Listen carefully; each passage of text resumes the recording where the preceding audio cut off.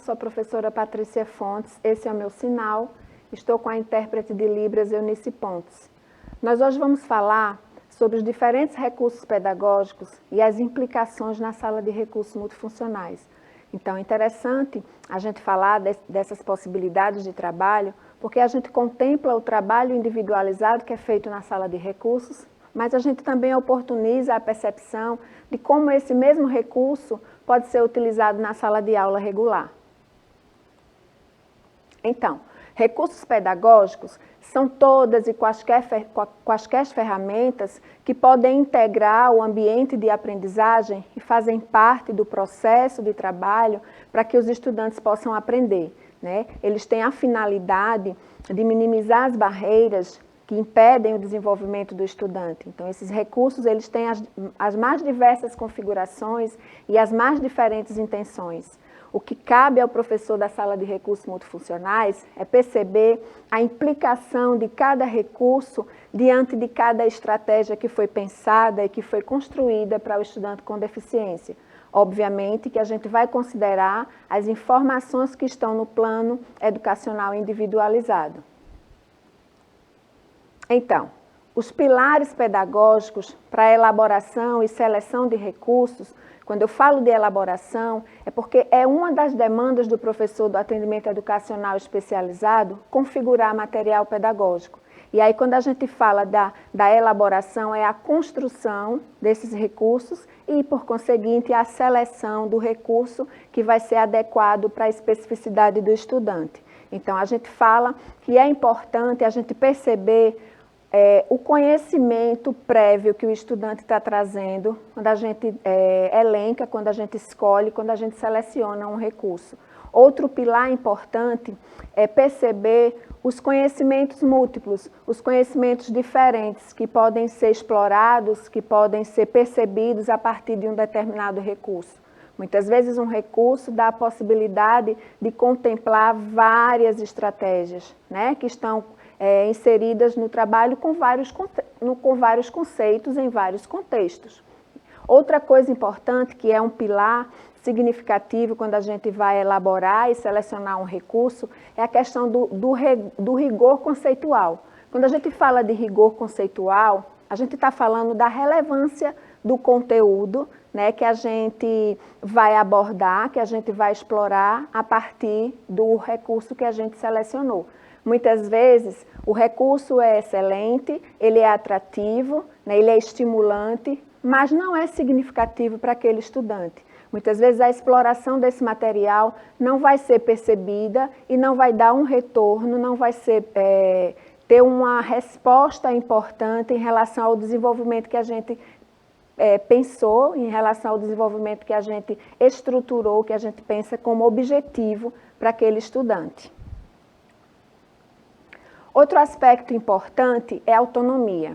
Quando a gente seleciona um recurso, é óbvio que a gente está pensando na construção da autonomia, né? E é um dos aspectos indispensáveis do trabalho do professor do atendimento educacional especializado. O que é que a gente entende como uma das prioridades? É o desenvolvimento global, né, desse estudante, e esse desenvolvimento global, ele se configura no viés da construção da autonomia. Então, é importante esse pilar para que a gente possa contemplar esse aspecto do desenvolvimento do estudante. O protagonismo, né, é autonomia para fazer, para representar, para criar, para estar presente, né, durante o envolvimento que gera a atividade, a estratégia pedagógica. A estratégia pedagógica, ela vai necessitar um tipo de interação, um tipo de engajamento, e isso vai gerar um protagonismo no estudante. Então, quando a gente seleciona esse recurso, esse pilar também precisa ser percebido. A transformação da realidade, né? A gente já viu em encontros anteriores que é muito importante a gente perceber o contexto do estudante, a realidade que ele está inserido, porque aí as atividades, né, as interações, elas vão se tornar significativas. Então, a gente precisa trazer um recurso que esteja relacionado com essa realidade que ele vive, que a gente possa fazer transformações, que a gente possa desenvolver habilidades mais simples, para que a gente possa partir para as habilidades mais complexas. Então, eu trouxe nesse primeiro dia uma sequência de dominós, né, que é um recurso que faz parte do nosso dia a dia na escola e que faz parte do dia a dia das pessoas, nos seus lares, nas suas casas. E o dominó, ele pode ser vivenciado em vários ambientes sociais, na escola, em casa, nos diferentes ambientes de lazer, onde as interações são coletivas. Então, nesse momento, esse primeiro dominó, é um dominó que vai possibilitar o trabalho com esse dominó, que a gente perceba operações, né? Que as operações matemáticas possam acontecer se esse for um nível, né, de desenvolvimento que o estudante já consiga se encaixar. Né? Então, a gente vai trabalhar com operações, se for possível para ele, nesse momento, realizar as operações. Vai ser possível também, através do dominó, desse recurso, a gente trabalhar com deduções. Né? Então, você vai dar o comando, você vai dar a orientação, e o estudante vai deduzir, de verdade, o que precisa ser feito, quais os caminhos que precisam ser percebidos para se chegar ao objetivo, né, do jogo, da atividade. A utilização de preceitos, né? Ele tem algumas construções prévias que ele vai trazer e que vão ficar evidentes para o professor, obviamente que a gente está considerando que esse professor fez uma avaliação diagnóstica, né? E aí esses preceitos já são percebidos e na hora que você for disponibilizar o dominó, você está considerando que é um dominó personalizado, né? Que tem a ver com o seu objetivo de trabalho e com as possibilidades do estudante, né? Operacionalizações, importante, né? A partir dos comandos, como a gente já falou, das orientações, ele vai poder operacionalizar um fazer, ele vai executar. E quando a gente fala de se organizar, operacionalizar e executar, a gente está falando de funções executivas, né? Que faz parte da tríade da aprendizagem, que é importante que a gente trabalhe de forma sistemática e regular na sala de recursos. E aí ele vai também ter a possibilidade de fazer paridade, né? Quando ele perceber uma numeração, outra numeração, fazer paridade e mais na frente fazer paridade com o número e numeral. Aí a gente tem o dominó das cores, né? Que facilita a nomeação das cores. As cores podem ser as mais diferentes, discriminação visual, né? Além de fazer paridade, além de trabalhar com número, e pode ser também atrelada a um trabalho de registro de número e numeral, correspondência 1 a 1.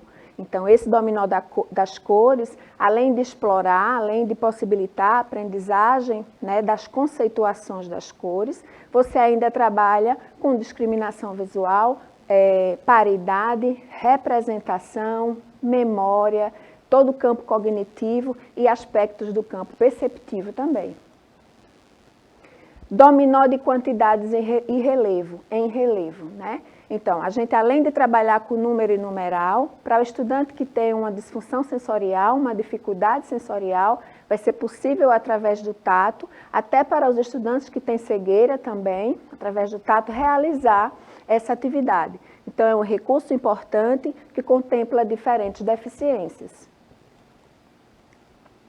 O dominó de figuras geométricas. Esse também é importante, porque além da gente trabalhar a conceituação de figuras geométricas, a gente pode explorar cores, a gente pode explorar paridade, a gente pode explorar todo o campo perceptivo, atenção, concentração, manutenção do foco. E quando a gente fala de recursos que se baseiam em jogos e brincadeiras, a gente também está trabalhando a questão lúdica, né? Quando a gente trabalha a questão lúdica, a gente está também contemplando um aspecto da tríade da aprendizagem, que é a conação.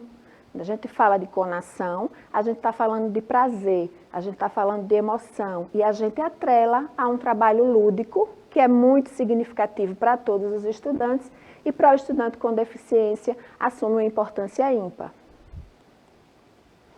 Dominó de texturas. Esse, para estimulação sensorial, é muito importante, né? Então, ele vai trabalhar a discriminação visual, vai trabalhar a discriminação tátil. É importante demais para os estudantes que estão no espectro do autismo, para os estudantes que têm uma paralisia cerebral. Então, eles vão ter contato com texturas diferentes, com cores diferentes, materiais diferentes. Isso é extremamente estimulante. Obviamente que para os estudantes que apresentam uma resistência sensorial, vai gerar aquele pico de extinção que a gente já falou nas aulas anteriores, que é uma desorganização sensorial mais exacerbada, mas que depois, com o tempo, à medida que você mantém a regularidade do trabalho, essa desorganização ela vai sendo acomodada. E aí a gente tem o dominó de quantidades e numerais em relevo. Esse também a gente tem muitas possibilidades de trabalhar. A gente poderia colocar letras, né? Não só com numerais, mas a gente poderia colocar letras e fazer um tipo de trabalho relacionado à apropriação do sistema de escrita. Mas esse dominó especificamente, ele permite o desenvolvimento da discriminação visual e discriminação tátil ao mesmo tempo, né? Então ele ajuda na percepção e no entendimento da relação de quantidades, a representação gráfica e a relação de quantidades. Então, a gente também fala de número e numeral. Sem contar que o visual é muito atrativo, estimula, por conseguinte, motiva. E aí a gente tem o dominó temático, né? Para os estudantes, obviamente que para todos os estudantes com deficiência, ele é muito significativo e ele é muito importante. Mas os estudantes que têm deficiência intelectual, para esses estudantes, fica muito mais fácil da gente trabalhar com conceituações e com nomeações. Então, nesse caso que vocês estão vendo, o dominó temático, a temática é de animais, mas as temáticas podem ser as mais diferentes possíveis. Então, ele permite um desenvolvimento da discriminação visual e trabalha com temas diferentes. Quando a gente fala de trabalhar com temas diferentes, a gente está falando de contexto, né? A gente está falando de vida social, a gente está falando de interação social. E esse dominó, ele dá uma possibilidade importante de você trabalhar abstração e generalização, que a gente já falou também, que é um conceito muito importante de trabalhar para ser trabalhado com os estudantes com deficiência intelectual e os estudantes que estão no espectro do autismo. Então, é necessário, é indispensável que a gente trabalhe a abstração e generalização. E com o dominó temático, isso se faz de maneira muito lúdica, muito tranquila e gera um envolvimento e um engajamento bastante importante dos estudantes. Eu espero que vocês tenham gostado desse primeiro dia. Percebam que a gente conceituou recursos, a gente falou da importância do engajamento do recurso adequado na estratégia que a gente pensou para aquele estudante. Especificamente nesse nosso primeiro encontro, eu trouxe uma sequência de dominós, que são importantes para a gente trabalhar diferentes habilidades que vão dar a possibilidade de construir competências mais complexas, né? Inclusive relacionadas à apropriação do sistema de escrita alfabética. No nosso segundo encontro, nós vamos continuar conversando sobre possibilidades diferentes de recursos, dessa vez com as mais diferentes configurações, com os mais diferentes materiais, para que vocês possam perceber a necessidade que a gente tem de adequação e adaptação no trabalho da sala de recursos, assim como no trabalho da sala regular. Então, obviamente que a gente vai conversar sobre os recursos da tecnologia também, né, que fazem parte do nosso dia a dia, estão presentes no dia a dia das crianças, dos estudantes, e que na nossa rede de ensino é uma realidade. Então, a gente tem vários recursos da tecnologia que fazem parte dessa dinâmica da escola e que a gente precisa pensar sobre eles para inseri-los com muita segurança no dia a dia, né, do trabalho individualizado na sala de recursos, e, obviamente, que isso se estenda para a sala regular. Espero que vocês tenham gostado. Aguardo vocês para o nosso segundo dia dessa temática de recursos pedagógicos na sala de recursos multifuncionais. Tchau, tchau.